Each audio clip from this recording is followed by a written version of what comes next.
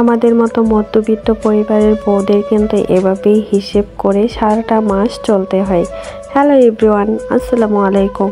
দুরন্ত daily blog channel থেকে আমি ফারজানা নতুন দিনের নতুন আরেকটি ব্লগ ভিডিও নিয়ে চলে আসলাম। আমার ভিডিওটি যে যেখান থেকে দেখছেন সবাই ভালো, সুস্থ এবং নিরাপদে আছেন। আলহামদুলিল্লাহ, আপনাদের দোয়াতে আমরাও খুব ভালো আছি। এই তো প্রতিদিনের মতো দৈনন্দিন কাজকর্ম দিয়ে আমার ভিডিওটি শুরু করলাম। এখানে হচ্ছে সকালের নাস্তাটা বানিয়ে নিচ্ছিলাম, আর এটা ছিল শুক্রবারের ভিডিও।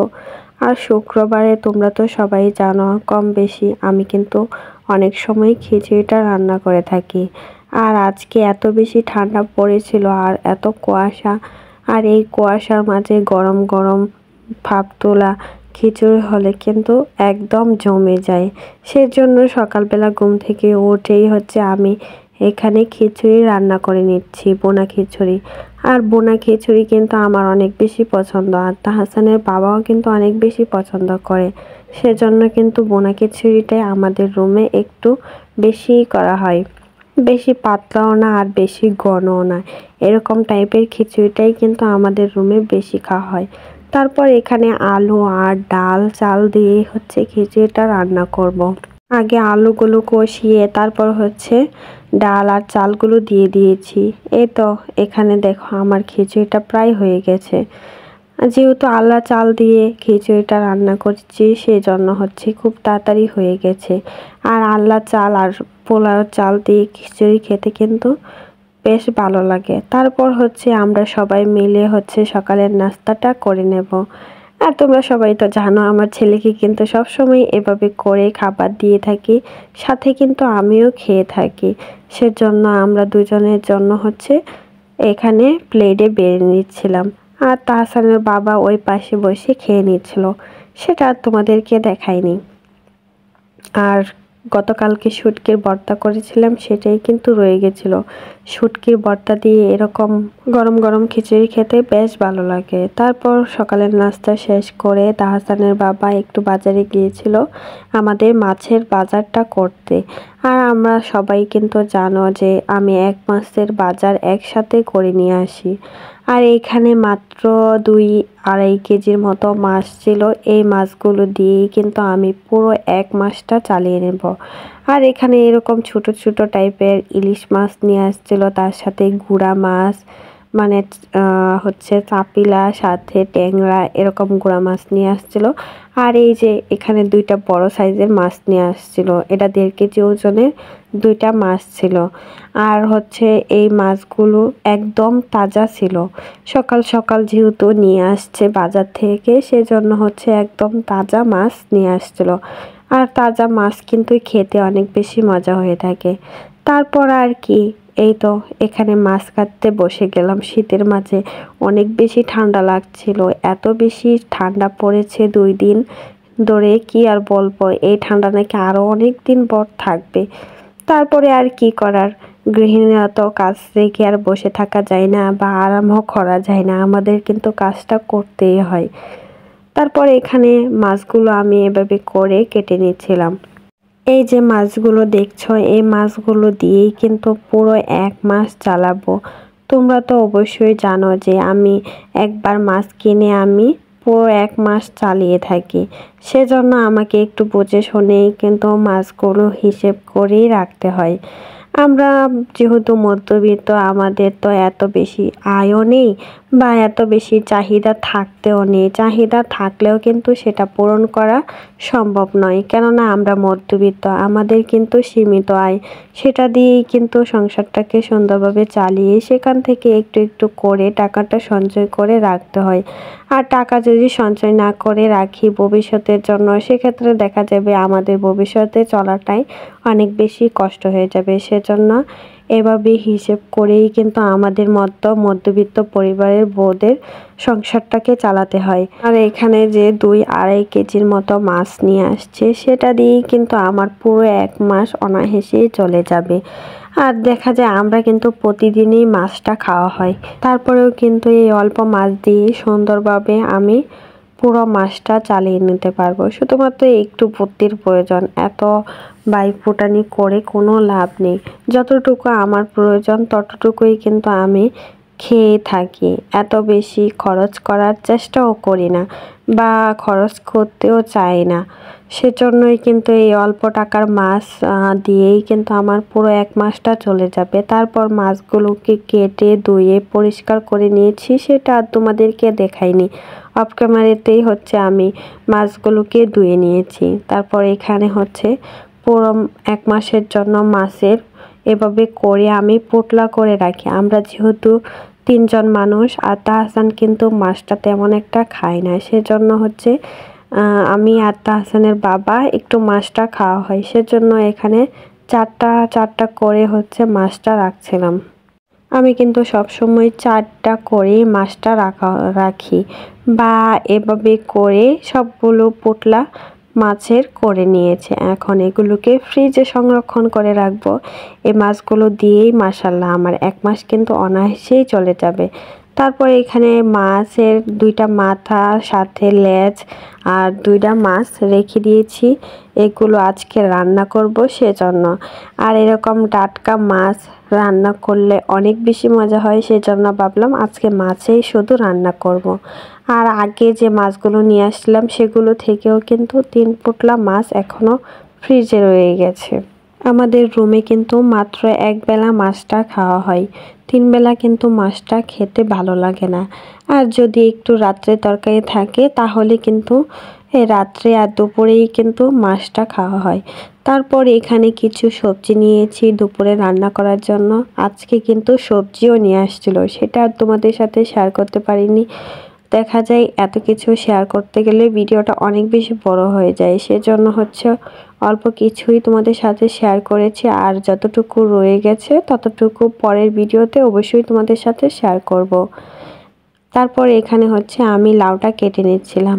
আমাদের দিকে কিন্তু লাউ একটু বড় বড় করেই কাটে।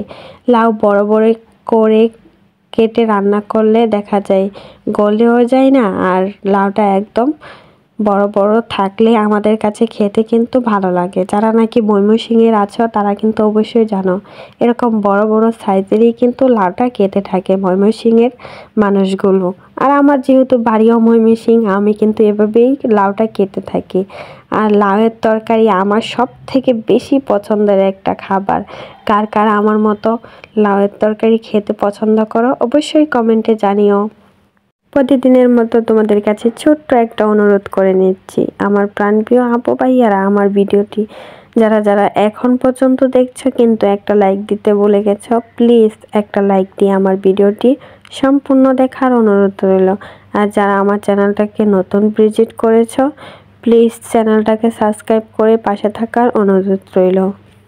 আর যারা আমার চ্যানেলটাকে সাবস্ক্রাইব করে অলরেডি আমার পাশে সব সময় আছো তাদেরকে জানাই অসংখ্য ধন্যবাদ। সবাই আমার পাশে থেকো, আমিও কিন্তু সবার পাশে থাকবো। কিছু আপুদের উদ্দেশ্যে এই কথাটা শুধুমাত্র বলা। আমি প্রায়ই দেখি, আমি যদি কারোর ভিডিও দেখি তবেই কিন্তু ওরা আমার ভিডিওটা দেখে, তা না হলে কিন্তু ভিডিও দেখে না। আমি এখন ইদানিং 2 দিন জোরে হচ্ছে সকালে ভিডিওটা ছাড়ি, সেক্ষেত্রে দেখা যায় যারা নাকি আমি আগে ভিডিও ছাড়তাম বিকেলে তারা দেখতো অনেকেই কিন্তু, আর বিকেলবেলা তারাও কিন্তু ভিডিও ছাড়তো। আমি কিন্তু দেখতাম, দেখার পরেই কিন্তু তারা আমার ভিডিওগুলো দেখে দিত। আর এখন যেহেতু সকালে ভিডিও ছাড়ি তাদের কিন্তু ভিডিও আমি দেখি, তারপরেও ওরা কিন্তু আমার ভিডিওগুলো দেখে না। তাদের উদ্দেশ্যে এই কথাগুলো বলছি। ইউটিউবে কিন্তু একা কেউ সফল হতে পারে না, সবাই সবাইকে নিয়েই কিন্তু সফলতাটা পেতে হবে। আর সবাই সবাইকে যদি সাহায্য না করি তাহলে কিন্তু এগিয়ে যাওয়া কখনোই সম্ভব না। তাই সবাই সবাইকে কিন্তু অবশ্যই সাহায্য করতে হবে। এই তো তোমাদের সাথে কথা বলতে বলতে হচ্ছে আমি এখানে মাছগুলো ভেজে নিয়েছি। তারপর এই যে একটা পছন্দের খাবার তোমাদের সাথে শেয়ার করি, টাটকা মাছ আনলে কিন্তু আমি মাছের তেলটা সব সময় যে রেখে দিই। আমার মাছের তেলের তরকারি খেতে এত বেশি পছন্দ কি বলবো। মাছের থেকেও কিন্তু বেশি মজা হয় মাছের তেলের তরকারি বা মাছের তেলের পকোড়া। পকোড়া বানিয়ে খেলেও কিন্তু অনেক বেশি মজা হয়ে থাকে। তারপর এখানে কয়েকটা শিম, আলু, একটু বেগুন, টমেটো দিয়ে তারপর মাখিয়ে এই তেলের তরকারিটা রান্না করব। তাই তোমাদের সাথেও একটু দেখিয়ে দিলাম। তোমরা এইভাবে অবশ্যই মাছের তেলের তরকারিটা রান্না করে দেখো। এটা খেতে কতটা মজা হয় অবশ্যই বুঝতে পারবে। আমাদের মতো মধ্যবিত্ত পরিবারের বউদের একটু হিসেব করে চলতে হয়। হিসেব না করে চললে সংসারের কিন্তু কখনো উন্নতি হয় না। আর যে সংসারে একটু হিসেব করে চলে সে সংসারকে কিন্তু কিপটেমি বলা হয় না। আর হিসেব করে চললেই কি যে কিপটামি করা যায় সেটাও কিন্তু না। আমরা কিন্তু আলহামদুলিল্লাহ খুব ভালো খেয়ে পরেই কিন্তু থাকি। তোমরা তো ভিডিও দেখোই, তোমাদের সাথে কিন্তু আমরা সব কিছুই শেয়ার করি। আমার সংসারের যাবতীয় সব কিছুই কিন্তু শেয়ার করি। শুধুমাত্র একটু বুদ্ধি করেই সংসারটাকে চালিয়ে রাখি, এতে করে সংসারের খরচটা একটু কমাতে পারি। সেজন্যই কিন্তু অল্প টাকা দিয়ে সংসারটাকে চালিয়ে নেওয়া সম্ভব হয়ে থাকে। আর সবাই তো জানো মাছের বাজারটা কিন্তু আমি এভাবে করেই থাকি।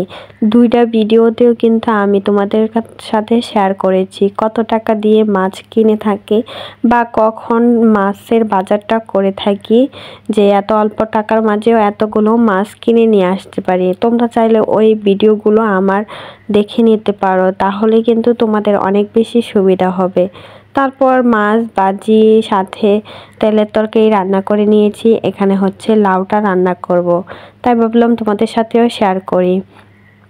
এখানে লাউটা রান্না করার আগে আমি মাছগুলোর মাঝে আগে মরিচ, হলুদ, তারপর হচ্ছে আদা বাটা, রসুন বাটা, তারপর পেঁয়াজ বাটা এসব দিয়ে রেখেছিলাম। তারপর এখানে পেঁয়াজটা একটু ভেজে তারপর মাছগুলো দিয়ে দিয়েছি। আমি কিন্তু এভাবে কষিয়েই কিন্তু লাউটা রান্না করি।